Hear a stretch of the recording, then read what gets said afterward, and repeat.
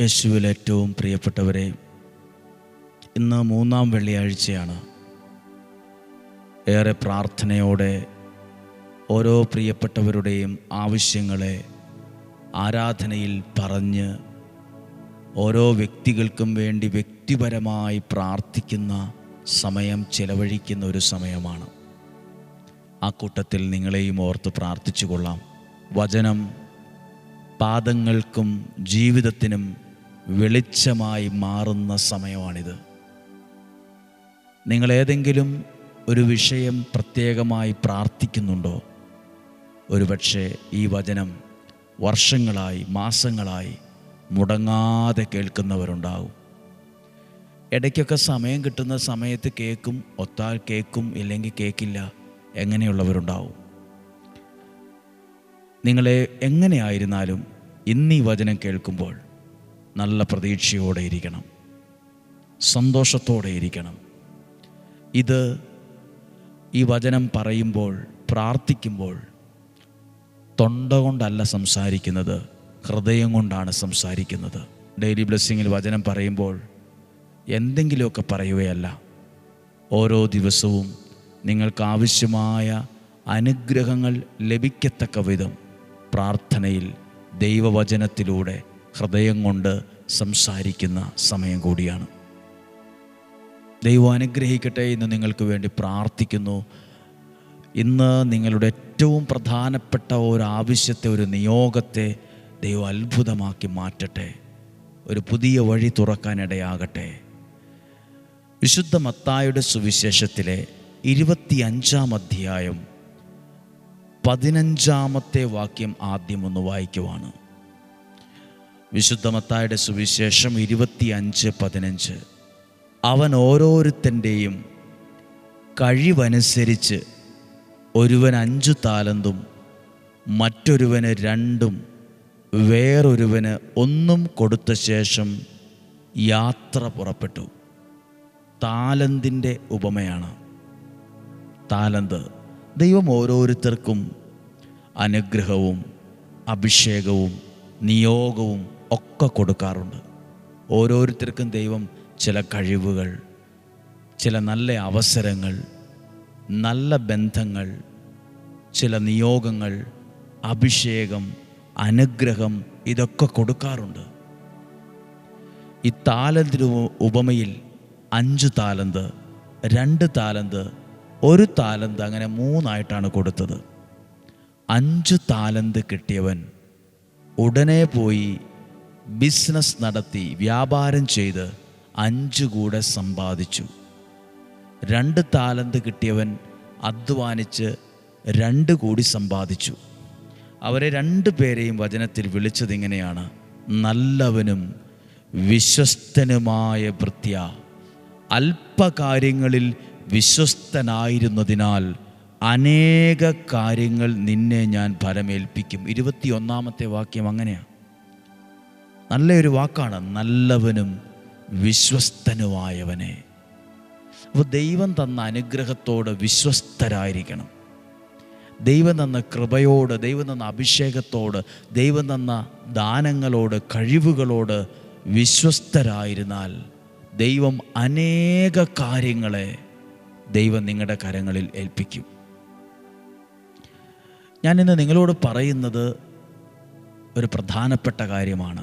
നമുക്ക് ദൈവം തന്ന നല്ല കഴിവ്, നല്ല സമയം, നല്ല ആയുസ്, നല്ല ആരോഗ്യം, നല്ല താലന്തുകൾ, അഭിഷേകം, നിയോഗം, ഇതൊക്കെ നമ്മൾ ശ്രദ്ധയില്ലാതെ കൈകാര്യം ചെയ്താൽ, അവിശ്വസ്തരായിരുന്നാൽ, ശ്രദ്ധിച്ചു കേൾക്കണമേ, അവിശ്വസ്തരായിരുന്നതിനാൽ, അല്ല മടി പിടിച്ചിരുന്നാൽ, ഉഴപ്പിപ്പോയാൽ, കൂട്ടുകൂടി സ്വന്തം തോന്നി പോലൊക്കെ അങ്ങ് പോയാൽ, എനിക്ക് ദൈവം തന്ന അനുഗ്രഹവും അഭിഷേകവും കഴിവും എന്നിൽ നിന്ന് മാറ്റപ്പെടാൻ സാധ്യതയുണ്ട്.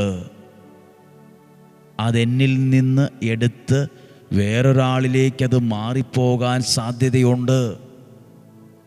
ദൈവം തന്നത് നമ്മുടെ ജീവിതത്തിൽ നിന്ന് മാറിപ്പോകാൻ സാധ്യതയുണ്ട്. അത് നമ്മളിൽ നിന്നെടുത്ത് വേറൊരാളിലേക്ക് കൊടുക്കാൻ സാധ്യതയുണ്ട്. ശ്രദ്ധിക്കണം. പലരും വലിയ കഴിവുള്ളവരൊക്കെ ആയിരുന്നു. പലർക്കും എവിടെയും എത്താൻ കഴിയാത്തതിൻ്റെ കാരണം അതാണ്. നല്ല പ്രായത്തിൽ അധ്വാനിക്കേണ്ട സമയം, പരിശ്രമിക്കേണ്ട സമയം, പ്രയോജനപ്പെടുത്തേണ്ട സമയം ചുമ്മാ കൂട്ടുകൂടിയും ഉഴപ്പിയും മദ്യപിച്ചും അങ്ങനെ തോന്നിയതുപോലെ നടന്ന് പിന്നീടൊന്ന് രക്ഷപ്പെടണമെന്ന് ആഗ്രഹിച്ചപ്പം ഒട്ടും പറ്റാതെയായി. അപ്പോഴേക്കും നല്ല സമയം കഴിഞ്ഞും പോയി. ഇപ്പോൾ ആകെ ഒരു നിരാശ പോലെ. പലർക്കും പറ്റിയ അബദ്ധം നമുക്കും പറ്റാതിരിക്കട്ടെ. പലർക്കും പറ്റിയ തോൽവി നമ്മുടെ ജീവിതത്തിൽ സംഭവിക്കാതിരിക്കട്ടെ. ഞാൻ നിങ്ങളോട് പറഞ്ഞ വാക്ക്, നമുക്ക് ദൈവം തന്ന കഴിവ്, അഭിഷേകം, ദാനങ്ങൾ, താലന്ത്, പാട്ടുപാടാനുള്ള കഴിവ്, ശുശ്രൂഷിക്കാനുള്ള കഴിവ്, പ്രസംഗിക്കാനുള്ള കഴിവ്, ഓരോ തരം താലന്തുകളാണ് ദൈവം തന്നത്. അത് നമ്മളിൽ നിന്ന് മാറിപ്പോകാൻ സാധ്യതയുണ്ട് നമ്മൾ അവിശ്വസ്തരായിരുന്നാൽ. ഈ വാക്യത്തിൻ്റെ 28-ാമത്തെ വാക്യം,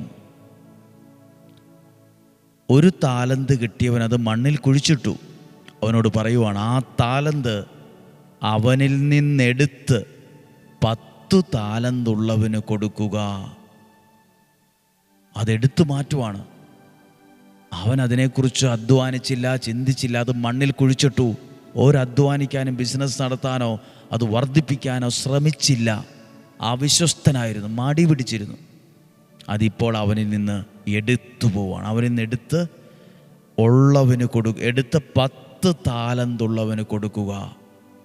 നമുക്ക് ദൈവം തന്ന ചില നന്മകൾ, അനുഗ്രഹങ്ങൾ, അഭിഷേകം, നിയോഗം നമ്മൾ ശ്രദ്ധിച്ചില്ലെങ്കിൽ നമ്മളിൽ നിന്ന് മാറിപ്പോകാൻ, എടുത്തുപോകാൻ സാധ്യതയുണ്ട്. അത് ജീവിതത്തിൻ്റെ പരാജയമാണ്. ദൈവം തന്ന അനുഗ്രഹങ്ങൾ ആത്മാർത്ഥതയോടും വിശ്വസ്തയോടും കണ്ടില്ലെങ്കിലാണ് അതെടുത്തു മാറ്റാൻ സാധ്യതയുണ്ട്. മറ്റൊരാളിലേക്കത് മാറിപ്പോകാൻ, മറ്റൊരാളിലേക്കത് തിരിഞ്ഞു പോകാൻ സാധ്യതയുണ്ട്. എല്ലാവരും ഇന്ന് പ്രാർത്ഥിക്കണം. ഇന്ന് വെള്ളിയാഴ്ച ദിവസം പ്രാർത്ഥിക്കുമ്പോൾ നിങ്ങൾ മാതാപിതാക്കളായിരിക്കും എന്നെ കേൾക്കുന്നത്, മക്കളായിരിക്കും, യുവതീ-യുവാക്കളായിരിക്കും, കുഞ്ഞുങ്ങളായിരിക്കും. നിങ്ങൾക്ക് ദൈവം തന്ന നല്ല കഴിവുണ്ട്. അത് പ്രയോജനപ്പെടുത്തുക. അതിൽ വിശ്വസ്തരായിരിക്കണം. അതിന്മേൽ അധ്വാനിക്കണം. അതോട് ആത്മാർത്ഥത കാണിക്കണം. അപ്പോൾ ദൈവം നിങ്ങളെ അനേക കാര്യങ്ങൾ ഏൽപ്പിക്കും. വിശ്വസ്തരെ ദൈവം അനേക കാര്യങ്ങൾ, നമ്മൾ വിചാരിക്കാത്ത കാര്യങ്ങൾ ദൈവം നമ്മുടെ കയ്യിൽ ഏൽപ്പിച്ചു തരും. നമ്മൾ ചിലരെക്കുറിച്ചൊക്കെ പറയില്ലേ, നല്ല നിലയിൽ എത്തേണ്ട ആളായിരുന്നു, എങ്ങും എത്തിയില്ല എന്ന്. അതിൻ്റെ പിന്നിലൊക്കെ ഇങ്ങനെയുള്ള കാരണങ്ങളുണ്ട്, ഒത്തിരി കാരണങ്ങളുണ്ട്. ഇന്ന് പലരും ദുഃഖിതരും നിരാശരുമാണ്. അവരൊക്കെ അങ്ങ് എത്തി, ഇവരൊക്കെ ഇങ്ങെത്തി, എനിക്ക് മാത്രമൊന്നും പറ്റിയില്ല. വേറൊന്നും കഴിഞ്ഞില്ലേലും ദൈവം നിനക്ക് എന്ത് താലന്താ തന്നിരിക്കുന്നത്? 5 താലന്ത്, 2 താലന്ത്, 1 താലന്ത്. ഇതിനകത്ത് വേറൊരു കാര്യമുണ്ട്. ഈ 2 താലന്ത് കിട്ടിയ ആള് പറഞ്ഞോ, പുള്ളിക്ക് 5 കൊടുത്ത് എനിക്ക് 2 തന്നുള്ളൂ. അത് ഒരു ശരിയായൊരു ഏർപ്പാടായില്ല. അത് അനീതിയാണ് കാണിച്ചത്. ഞാൻ എന്ത് തെറ്റാ ചെയ്തത്? അങ്ങോട്ടും ഇങ്ങോട്ടും കമ്പാരിസനോ, അവിടെ കിട്ടി ഇവിടെ കിട്ടി, ഇതൊന്നും പറയാൻ പോയില്ല. നിനക്ക് എന്താണോ ദൈവം തന്നത് അതിൽ സന്തോഷത്തോടെ ഇരിക്കുക, അതിൽ വിശ്വസ്തനായിരിക്കുക. അവർക്കങ്ങനെ കൊടുത്തല്ലോ, ഇവർക്കിങ്ങനെ കൊടുത്തല്ലോ, അവരവിടെ എത്തിയല്ലോ, ഇവർക്കിവിടെ എത്താൻ പറ്റിയല്ലോ, എനിക്കെത്താൻ പറ്റിയില്ലല്ലോ. അങ്ങനെ ചിന്തിച്ച് കുറേ കൂടി ദുഃഖിതയും ആകാതെ, എനിക്ക് ദൈവം തന്നത് 5 ആയിരിക്കാം, 2 ആയിരിക്കാം, 1 ആയിരിക്കാം, ദൈവം തന്ന താലന്ത്, ദൈവം തന്ന അനുഗ്രഹം, അത് മതി. അതിന്മേൽ അധ്വാനിക്കുക, അതിന്മേൽ പണിയെടുക്കുക, അതിനോട് വിശ്വസ്തത കാണിക്കുക. ദൈവം അനേക കാര്യങ്ങൾ നിന്നെ ഏൽപ്പിച്ചോളും. മാതാപിതാക്കൾ നിങ്ങളുടെ കുഞ്ഞുങ്ങളോട് പറയണം, ഹോസ്റ്റലിലായിരിക്കുന്ന കുഞ്ഞുങ്ങളോട് പറയണം, ദൈവം തന്ന കഴിവ് യഥാസമയത്ത് ഉപയോഗിച്ചാൽ അധികമായി നിങ്ങൾ അനുഗ്രഹിക്കപ്പെട്ടോളൂന്ന്. അല്ലെങ്കിലോ നമ്മളതിനോട് പ്രാർത്ഥിച്ചുമില്ല, ദൈവം തന്ന കഴിവും താലന്തും ഒക്കെ ഉണ്ട്, ഒരു പ്രാർത്ഥനയില്ല, ഒരു വിശ്വാസവും ഇല്ല, ഒരു ആരാധനയില്ല, ഒരു പരിശ്രമവും ഇല്ല. സാധാരണ പോലെ ഭക്ഷണം കഴിച്ച് കിടന്നുറങ്ങിയും കൂട്ടുകൂടിയും ഇഷ്ടമുള്ളതുപോലെ ജീവിച്ചാൽ ദൈവം നമുക്ക് തന്നത് നമ്മളിൽ നിന്ന് മാറ്റപ്പെട്ടു പോയേക്കാം. അത് മറ്റൊരാളിലേക്ക് മാറിപ്പോയേക്കാം. നല്ലവനും വിശ്വസ്തനുമായ ഭൃത്യാ എന്ന് വിളിച്ചതുപോലെ കർത്താവെ, അങ്ങനെ ഒരു വിളി കേൾക്കത്തക്ക വിധം ഞങ്ങളെ തന്നെ സമർപ്പിക്കുവാണിന്ന്. അങ്ങനെ ഒരു വിളി ദൈവത്തിൽ നിന്ന് കേൾക്കത്തക്ക വിധം ഞങ്ങളുടെ ജീവിതത്തെ, ശുശ്രൂഷയെ, ആരോഗ്യത്തെ, ബന്ധങ്ങളെ, പഠിത്തത്തെ, ബിസിനസ്സിനെ എല്ലാം സമർപ്പിച്ച് പ്രാർത്ഥിക്കുക. നല്ലവനും വിശ്വസ്തനുമായ ഭൃത്യാ, ചെറിയ കാര്യങ്ങളിൽ വിശ്വസ്തനായവനെ.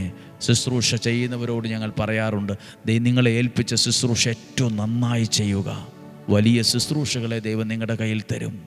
ചെറിയ കച്ചവടമാണോ, ചെറിയ ബിസിനസ്സാണോ, നന്നായി ചെയ്യുക. ചെറിയ കാര്യമാണോ, അത് നന്നായി ചെയ്യുക. ദൈവവിചാരത്തോടെ ചെയ്യുക. ആ വഴികളെ ദൈവം തെളിച്ചു തന്നോളും. പ്രാർത്ഥിക്കാൻ പോവാണ്. ഇന്ന് 7 ആശീർവാദത്തോടെയുള്ള പ്രാർത്ഥന ദിവികാരുണ്യ പ്രദക്ഷിണം രാവിലെ 8:15 ആരംഭിക്കും. അതൊരനുഗ്രഹമാണ്. 9 മണി 9:10 ആരാധന തീരും. ആ പ്രാർത്ഥന ഒത്തിരി അനുഗ്രഹം. ആ പേര് പറഞ്ഞ് പ്രാർത്ഥിക്കുന്ന സമയമാണ്. നിങ്ങളെയും ഓർത്ത് പ്രാർത്ഥിച്ചു കൊള്ളാം. എല്ലാവരെയും ദൈവസന്നിധിയിൽ കൊടുത്ത് അനുഗ്രഹിച്ച് പ്രാർത്ഥിക്കുന്നു. കർത്താവേ, ഇന്ന് കേട്ട വചനം ഇവരുടെ ജീവിതത്തിനകത്ത് ഒരു വെളിച്ചമായി മാറണമേ, ഒരു വെളിച്ചമായി മാറണമേ, ഒരു വിടുതലായി മാറണമേ, ഒരു അനുഗ്രഹമായി മാറണമേ. നല്ലവനും വിശ്വസ്തനുമായ ഭൃത്യാ എന്നുള്ള വിളി കേൾക്കാൻ ഞങ്ങൾ ആഗ്രഹത്തോടെ നിൽക്കുന്നു. വലിയ കാര്യങ്ങളെ ഞങ്ങൾക്ക് ഭരമേൽപ്പിക്കണമേ, ഞങ്ങളെ ഭരമേൽപ്പിക്കണമേ. നമ്മുടെ കർത്താവ് ഈശോ മിശിഹായുടെ കൃപയും പിതാവായ ദൈവത്തിൻ്റെ സ്നേഹവും പരിശുദ്ധാത്മാവിൻ്റെ സഹവാസവും നിങ്ങളോട് കൂടെ ഉണ്ടായിരിക്കട്ടെ. നിങ്ങളുടെ കുടുംബത്തിലും യാത്രകളിലും ആരോഗ്യത്തിലും ശരീരത്തിൻ്റെ അകവും പുറവും ഉണ്ടായിരിക്കട്ടെ. സന്തോഷവും സമാധാനവും ഉണ്ടായിരിക്കട്ടെ. പ്രതീക്ഷയോടെ മുന്നോട്ട് പോകാനിടയാകട്ടെ. ഓരോ ദിവസവും പ്രാർത്ഥനയിൽ വചനം കേൾക്കുമ്പോൾ ജീവിതം കുറേ കൂടി അനുഗ്രഹമാകട്ടെ. ദീർഘായുസ് ലഭിക്കട്ടെ. രോഗങ്ങൾ, അപകടങ്ങൾ, ദുർമരണങ്ങൾ, മൂപ്പെത്താത്ത മരണം മാറിപ്പോകട്ടെ. ദൈവാനുഗ്രഹം ഉണ്ടാകട്ടെ. നിങ്ങളും നിങ്ങളുടെ പ്രിയപ്പെട്ടവരും ബന്ധുമിത്രാദികൾ, നിങ്ങളുടെ അയൽവാസികളെല്ലാം അനുഗ്രഹത്തോടെ ആയിരിക്കട്ടെ.